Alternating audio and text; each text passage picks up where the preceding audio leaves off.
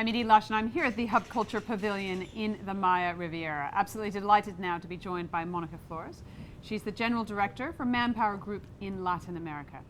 Tell me your thoughts on how women's leadership in the workforce is changing in Latin America.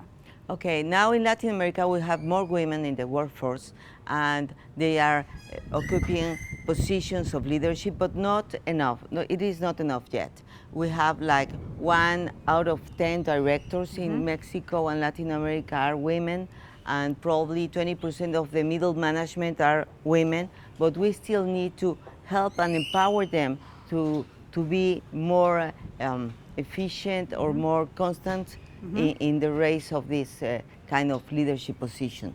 What role does the private sector have to play in this?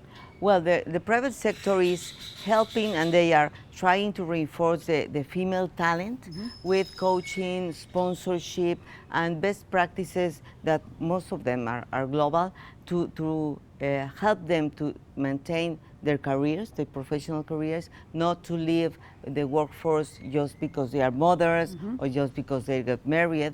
That is some kind of cultural thing in Latin America. And they are trying to retain them and giving them some kind of facilities to maintain them in the workforce. These kind of rules that are applied to women are like flexible time. They can work at home. Some have a help for children. For children. And what do you think the differences are in terms of culture? How does that affect what you're saying in Latin America? Well, in Latin America, the tradition is that women take care of the parents and take care of children and take care of husband, and they are responsible of the house and clean everything and cook and be ready for the social things. Yep. And so it's very difficult to manage the professional life and the personal life. And that creates a lot of stress in women in Mexico and Latin America.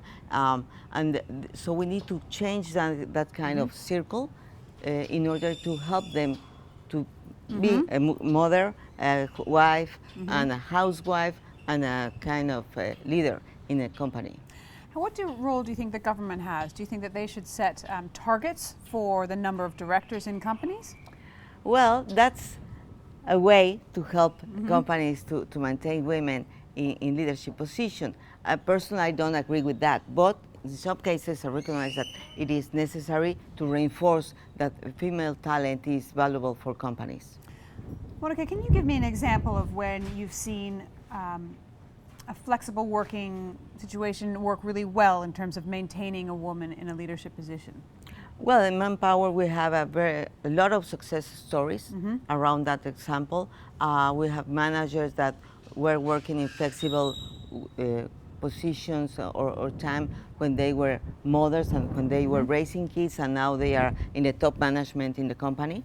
So I think that kind of things help women and help the company, because it is demonstrated that when women are participating in leadership positions, companies are more productive, companies are more profitable, and it's a matter of business. It's not just a goodwill, it's a matter of business to maintain and retain women in leadership positions. It makes sense.